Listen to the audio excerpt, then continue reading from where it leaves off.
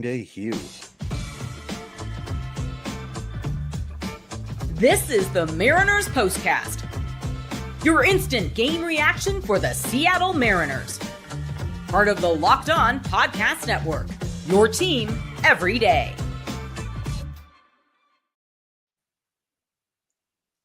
All right.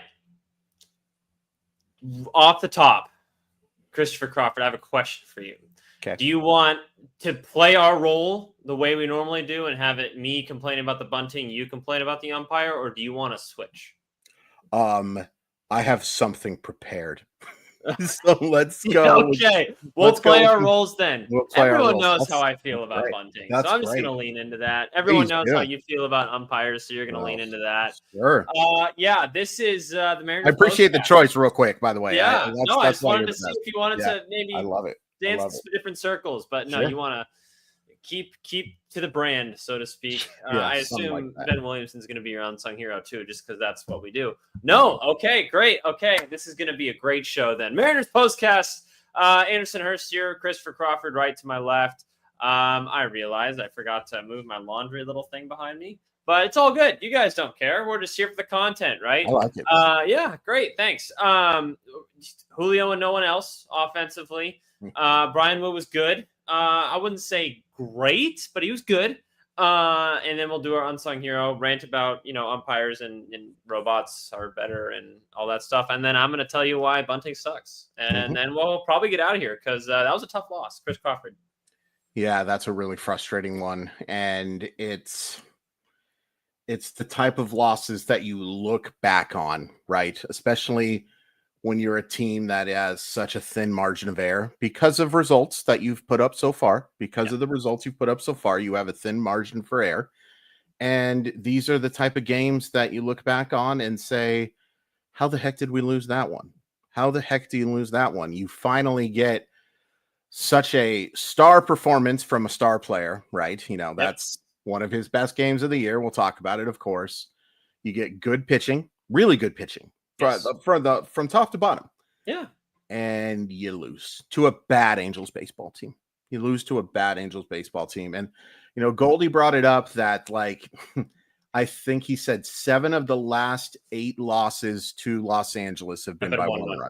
Yeah. And, that's, I guess, some credit to the Angels for fighting through it. And, if I had a vote for manager of the year in the American League, it'd probably be for Ron Washington because this is not a good baseball team. And the fact that they are not in contention, but not the disaster among disasters that they are, I think you deserves a little bit of credit. Because, how many guys on the Angels would you want? How many guys looking at that? Not much, but I will say their resurgence has come since he's left the team. That's fair. That's fair. So, I don't hate Ron Washington either. I think he's a great manager, but I think that there is some residue, and I'm going to talk absolutely. I'm going to talk about a manager. This is a frustrating loss. This is just a really frustrating loss. Really quick, we'll start with the start since we always do. Bryan Woo, what do you think of him today? Then we'll get into the other stuff. So after the first inning, I thought he was fantastic. Really, after the second inning, because he had to battle a little bit in that second inning. And I'm going to get into this again. Should have only been one run because he struck out Nolan Shanwell. And the umpiring today was unacceptable. Not pathetic, not bad, unacceptable. The type of umpiring that you see from people, if you make that mistake, Anders, at your work, there's a chance you lose your job. If I make that mistake at one of my 16 jobs right now, I have a chance to lose my job. When umpires do it, no accountability whatsoever. So now he threw a terrible pitch to Joe Adell, right? Then the double down the line gives up those 2 runs. And then in the second inning, he battles a little bit, and he did not have his best command. He missed his spot a lot tonight, but the stuff was really good. It's too bad that he didn't have his semblance of his usual command on top of the stuff tonight, because he could have had a special start tonight. Yes. But instead, it's a good one. And, the 7th inning, I know they don't end up scoring a run, but that's 2 of the worst missed strike 3 calls that I've ever seen. And it didn't stop there. And I will get into that in the second half of the show. I'll just tell you that right now. It was awful. It was absolutely awful, but good for Bryan Woo for battling through it. By the way, home plate umpire tonight, you know where he's from? Los Angeles. Washington. Tacoma, Washington. And maybe I'm stealing this from Alex Akita. He joked he's doing his best to prove that there's no Mariner bias tonight, because I'm just going to be honest with you, and I'm paying more attention to it maybe. Most of those calls went against the Mariners. I don't call any strikes that I was like, what the heck? The one exception is, even when he got something right, he got it wrong. The strikeout by Brash to Mike Trout, he called that a swinging strike. It wasn't close to a swinging strike. It was right in the heart of the plate, but he called it a swinging strike instead of a strike. So even when homeboy was right, he was wrong. It's unacceptable. It's absolutely unacceptable. And there's another thing. I'm just going to save it. There's another thing unacceptable about what happened tonight. Okay. Let's do one. Let's do one more positive. Julio, great game from him. Let's kind of ease the nerves a little bit. Terrible game, terrible loss, but Julio looking good. He loves batting in that ballpark, I guess. Just my God. We used that thumbnail a little too early yesterday. Yeah. Sure, I should have predicted 2 homers. You're right. Nostradamus, come on, Nostradamus was off by one day. No, the second home run was, don't get me wrong, it was impressive. You know, it was nice to see him drive that ball. The home run that he hits to get the Mariners on the board, I think is the most impressive home run a Mariner has hit this year. This dude, Jose Soriano, had given up 5 home runs all year in 120 innings. That's 1 home run every 24 innings. That's very easy math. He threw a pitch with sink. He also has a very nice 69% strike or ground ball rate. Very nice. That is really impressive. The best in baseball. 69% ground ball rate is almost impossible, Anders. Like, almost impossible. Jose Soriano's got a chance to be a good one. I hope he gets out of Los Angeles, to be honest with you, because I want to see him with better development in an organization that knows what they're doing. But that pitch, sinking outside of the strike zone, below his knees, to hit that ball out to opposite field in particular is so impressive. It's so impressive. Now, had a bad at bat in the 10th inning, got a pitch to hit. And you know what was frustrating there? He had 2 really good takes to get ahead in the account. Probably should have taken another one. Probably should have taken another pitch. Yeah. And, you know, that's the thing. But ahead 2-0, you should be looking for a little bit better pitch to drive there. We'll talk about why that doesn't get a run home, I'm sure, in a second with Anders.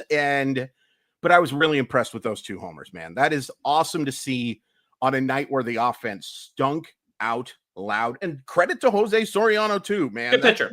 Good pitcher. Really good pitcher. I'd love to see what Seattle could do with that dude. I think you could get him to start missing more bats with Seattle. He kind of reminds me of Brandon Webb a little bit. A guy who was a really good sinker ball pitcher for Arizona. Yeah, that's a good point. Yeah.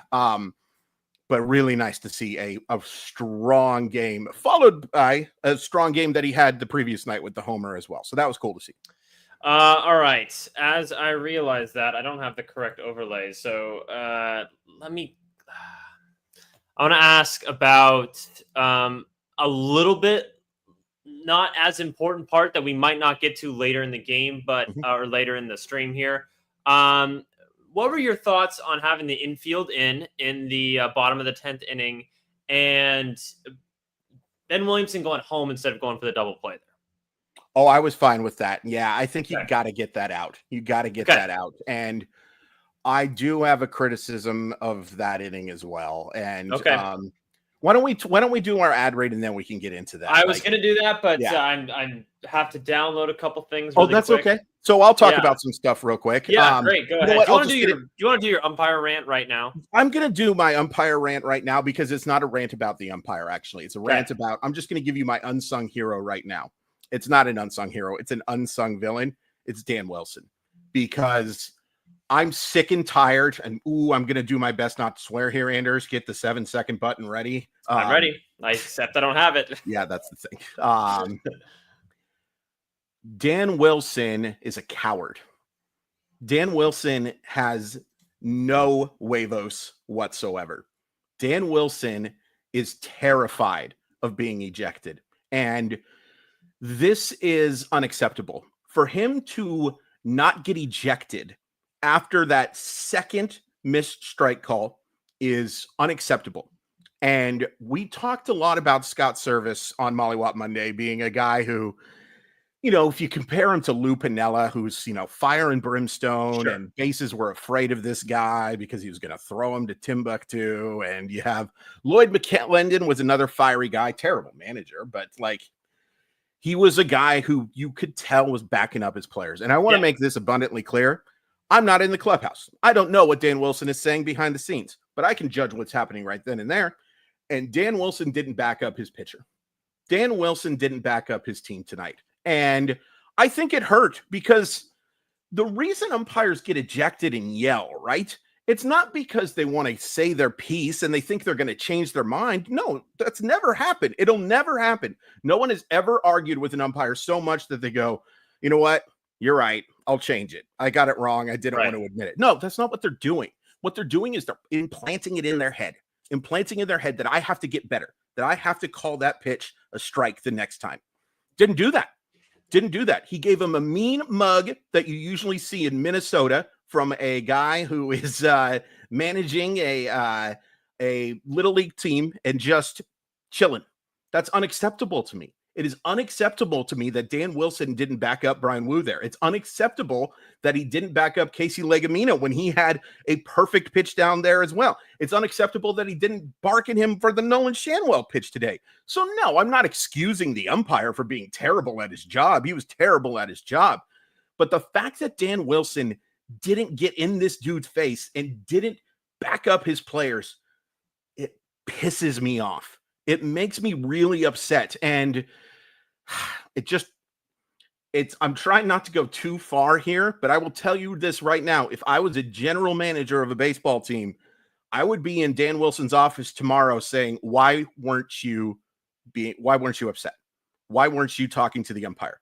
What do the player, and I would be talking to players and saying, hey, how's Dan around these guys? How much do you feel backed up today? Because this is the type of thing that can lead to players getting really upset. If I was Bryan Woo and you saw Bryan Woo in the dugout, he looked mad. Well, and that's the big thing for me is it's fine if your player doesn't show a ton of emotion. It's all right, I'm not going to blow this instance out of proportion. He was pissed after that happened. Furious. That's the thing where it's you got to have some sort of pulse on what's going on here. And right. That's a great way to put it. That's a great way to put it. I completely agree with you. It's and it's not even for me that the umpire is going to be bad. The guy's not, like you said, not going to change that. Right. You got to show your players that this is all right. Us against the world. Let's bleeping go. Almost did it myself. So it's guys, and you know what it screams? A guy who's never been a manager before, and that's exactly what he is. Yeah, that's a great call. Can I retract something I said real quick? I called Dan Wilson a coward. I'm not going to call Dan Wilson a coward. Here's what I'll say. This was a cowardice act. Okay? Yeah. Because you should have put yourself on the line here, right? Yeah. Because if Bryan Woo gets upset and yells at an umpire, you know what's going to happen? He's going to get ejected or he's going to get suspended. Yeah, both. Dan Wilson's not going to get suspended unless Dan Wilson does something uncouth, like a spitting incident, a shoving incident, a horrible slur or something along those lines, hateful speech. And Dan Wilson's not going to do that because Dan Wilson's not a bad enough guy to do something like that. But it's unacceptable to me that Dan Wilson didn't show more fire and brimstone because, and if you just want to say, what would it change? I don't know. It sure didn't help. No. It sure didn't help because I saw him miss the same freaking calls all night long.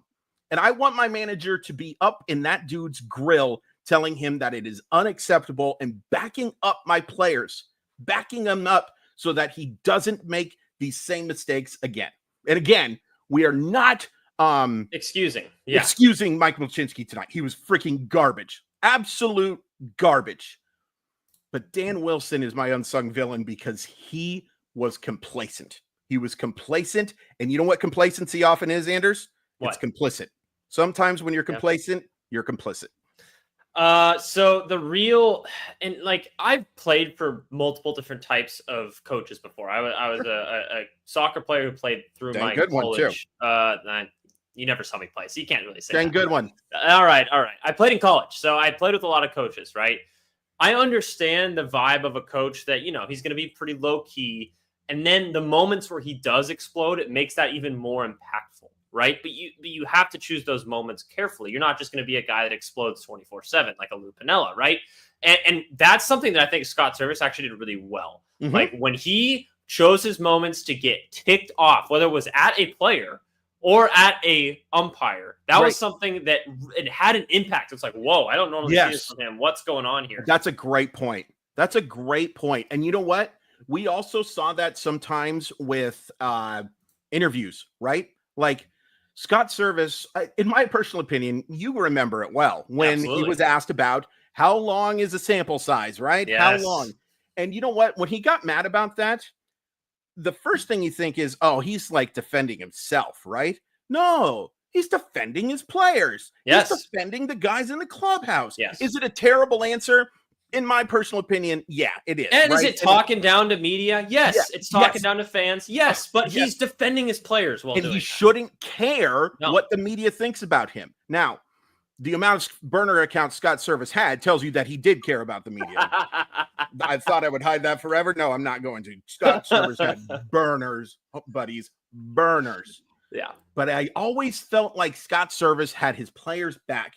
And there have been times this year that I did not feel that way from Dan Wilson. Yeah. Major questions regarding his lack of, I don't want to say lack of passion, because I don't think that's true. It's just a lack of awareness and, like we said, pulse. Like you got to know when to go.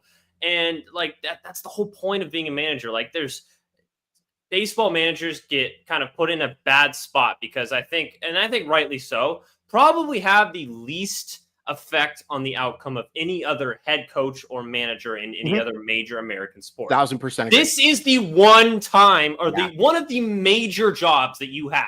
Yeah. You choose your bullpen arms when they come out. Some managers don't even do that, by the way. Right. But you get fired up when you're supposed to get fired up and keep a pulse on the clubhouse. And Dan Wilson, to this point, I've had major questions on. I'm even pushing farther to the point where it's like, dude, you need to figure it out. Like, what's going on here? Well said. Well said. All right. We got that really off well our chest. By me. Really well said. Yeah, absolutely. Let me fire it right back at you because you're the one that started this whole conversation. I honestly didn't even think about that. I wasn't going to go in that direction, but you kind of put that in my head, and I completely agree. So well done by Christopher Crawford on that. You get all the credit. Let's talk about game time. Okay. Have you ever decided at the last minute to head to the ball game with friends or family? Maybe it's game day and you suddenly realize you want to be in the stands to watch your manager not get tossed. That's exactly where Game Time comes in. It's the easiest way to grab last-minute tickets without the stress. With the money you save on tickets, you can splurge on food, drinks, merch, or even invite a bigger group to come with you, sit closer to the game, and tell the manager to get up in the umpire's grill. Game Time makes it possible. Game Time makes buying tickets fast and simple. The prices on the app actually drop the closer you get to first pitch, and they've got incredible last-minute deals, clear seat views, and a lowest price guarantee that takes the worry out of buying. Guys, these umpires think you're there to watch them. So you want to see who the umpire is before you buy tickets. You can wait and see if Mike Mulchinski is going to be behind the plate. Once you know, the tickets are even going to be cheaper. Thank you so much, Game Time. Take the guesswork out of buying tickets with Game Time. Download the Game Time app, create an account, and use code LOCKEDONMLB for $20 off your first purchase. Terms apply. Again, create an account and redeem code LOCKEDONMLB for $20 off. Download the Game Time app. Last minute tickets, lowest price, guaranteed. In today's episode, it is brought to you by Gameday Hue. And so is this hat that I'm wearing. I don't have a hat. Supposedly I'm supposed to have a hat. For Mariners fans like me, this one hits the mark. Game Time Hue makes clean, no logo gear with team-inspired colorways for every pro and college fan base. It's all about letting your color speak for you. No giant logos, just smart, versatile style that works on game day, on the course, or anywhere in between. You know, it's stylish stuff. It's not stuff that you're going to get and say, oh my gosh, how embarrassing that I'm wearing stuff like that. It's going to match with what you're doing. You can wear it to tailgates. You can bring it to those tee times. It's everything that you're looking for. Right now, you can get 15% off with code MLB15 at GamedayHue.com. That's GamedayHue.com. The code even stacks on bundle deals, so now's the time to load up.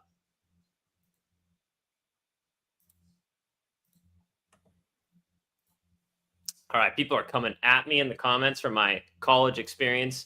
I'm not trying to equate it in any sort of way to Major League Baseball. No. I just am saying I've played for lots of different types of coaches. That's 100%. The only reason I was bringing up my playing experience. Not even in the same sport, by the way. No. So just going to say that right now. I'm not trying to equate my experience to any sort of Major League Baseball. There's lots of reasons to criticize Anders, okay? But this is really not one of them, okay? Like, come on. Oh, man. All right. Let's talk a little bit about more of the in-game stuff that went on here. Bryan Woo going out in the 7th inning after, so this is before the strike 3 call and everything that happened. Were you surprised at Scott Service for Dan Wilson for letting him pitch in the 7th after that one? No, and I actually liked that decision, right? I liked that he got that chance because he was so effective in those middle innings. I like that. He got that opportunity and he should have been able to keep pitching, right? Because there was strike 3 and strike 4 on that batter that he walks. And then I will say, really nice job by the bullpen. Really nice job by the bullpen, right? Like, nice job by Bizardo, nice job by Brash, nice job by Andres Munoz. I feel like I'm missing someone in between. After that, but yeah. Yeah. So I thought that the bullpen did a very nice job tonight. I didn't really have any issues with game decisions until the top of the 10th and the bottom of the 10th. So let's just get into the bunt, right? Yeah. So I hated that decision. And I hate all sacrifice bunts. It's a terrible decision to give up outs. Terrible. Where it's a really bad decision is when the guy can't throw strikes and you have one of the most patient hitters in baseball at the plate. It's the top of your freaking order. If you have to have your leadoff hitter bunt, he shouldn't be your leadoff hitter. Top of the order hitter. And I've seen some people criticize the Ben Williamson base running on that bunt. Wholeheartedly disagree, man. Like, he has to be ready to get back there. If he gets doubled up on that play, it's a disaster, an absolute disaster. And the other reason why you don't bet JP Crawford, clearly JP Crawford's a crappy bunter. Right? That was an atrocious bunt. Atrocious. So it was process sucking, and then it was result also sucking that And I'm not going with the what that you think of there. I'm going the other way around. Okay. It was a bad decision. It was a really bad decision. And, Cal Raleigh struggled today. Let's make that abundantly clear too. You got to foul that pitch off that it's to strike 3. Like, you got to at least foul that thing off. You can't take 99 borderline middle, right? It wasn't a horrible pitch. There was a decent amount of movement to it. Can't strike out there. Yeah. Cannot strike out there. And the rest of the offense wasn't good. Congrats to Josh Naylor on his first hit. That's cool. He didn't play a great game outside of that. 3 hours of sleep? No. 3 hours of sleep. Trying to do too much, I'm sure. Looked like he wanted to jump on that first pitch that he got in his first at bat. And, it's fine. I still love this trade. We're not going to poo-poo it too much. But he sucks after one game. We never should have traded for him. What are we going to do? Bring back Rowdy Tellez. I'm going to let you talk about the bunt, but I do want to talk about the 10th inning, right? Because the bottom of the 10th inning, I did not have an issue with Ben Williamson and the play he made. Okay. My issue, honestly, is with first and second and 2 out, that ball. I'm not saying Cole Young has to make that play, right? It's a diving play. You got to knock it down. Keep it in the infield. The guy's at second base. He's not at third. He's not at third. You got to keep that ball in the infield. And what your intent should be there is not making the play to get the out. Yeah. Your play should be like a goaltender smothering the puck. That's what should be another happening. Out. Survive another batter. Yeah. And, I'm not saying that it was right in front of him or anything close. He has to make the running play. You got to knock that down. You got to keep it in front of you. Cole Young's had some iffy lately. And I love what I've seen for the most part, but there are some reminders every once in a while that he's a rookie. I really want my second baseman to make that play. Yeah. I'm with you. I think, well said. You don't have to get the out. You just have to survive another batter, right? Make sure that the guy doesn't score from third base or second base. Because people are kind of bagging on Legumina. I thought he pitched fine during that inning.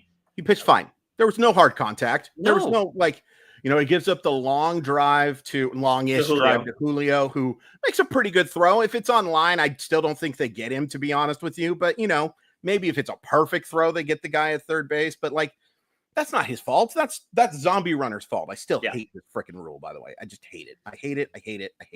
But the Mariners had their chance with the zombie runners too. So that's not the reason they lost. It's just not something I like. But I thought Legumina pitched fine. Did a fine job. He gives up the hit, is a little weak ground ball. I almost said the other word with it. It was not a poor job by him whatsoever. And again, the big thing here is, yes, terrible umpiring. Yes, some questionable decisions. You score 2 runs. You score all of 2 runs, and they're both solo homers, right? That's just not good enough. That's just not a good enough offensive day. And it's all from one person. It's all from one person. Literally, Julio Rodriguez was your offense today. Yes. Yeah. I thought I saw a stat where until extra innings, neither team had a at bat with runners in scoring position. That doesn't surprise me. Since now the that 4th inning. It's crazy. No one got on base today. That's crazy. By the way, I know we're a Mariners channel. Nick Kurtz came this close to a 5-homer game today, and man, oh man, I was rooting for it, especially against the Astros. So thank you, Athletics. You've helped us out quite a bit winning those 2 games, but if somebody hits 5 homers, I'm going to bring it up. Yeah, it's a missed opportunity. Someone went 6 for 6 with 4 home runs, and you don't against the Astros, and you can't figure this game out. Are you freaking kidding me? I know. Just the most Mariners thing ever. All right. Well, I know a lot of people are upset in the chat. I said at me for bringing up my college experience, yada, yada, yada. It's a tough game. I get it. Whatever. It is what it is. But guys, I play OTP, and it makes me just as experienced as Dan Wilson. If I play MLB The Show, I'm just taking it off of Anders plate. What I do in MLB The Show is the exact same. No, come on, guys. We love you. We do love you. I agree. I didn't know if there's more to that. Sorry. No. All right. We'll talk to you guys tomorrow. A nice, 6:38 once again, I believe, for the first pitch for your Seattle Mariners. We got Tyler Anderson against George Kirby. Former Mariner legend Tyler Anderson against current Mariner legend George Kirby. Got to win. If you remember the last time George Kirby pitched in the stadium, he did pretty okay.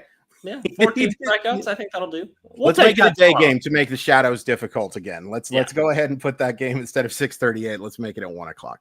All right. Appreciate y'all coming and hanging out with us. I know it's been therapeutic. I needed to get some stuff off my chest. I know Chris needs to get some stuff off his chest. So thank you guys so much. We'll talk to you guys tomorrow.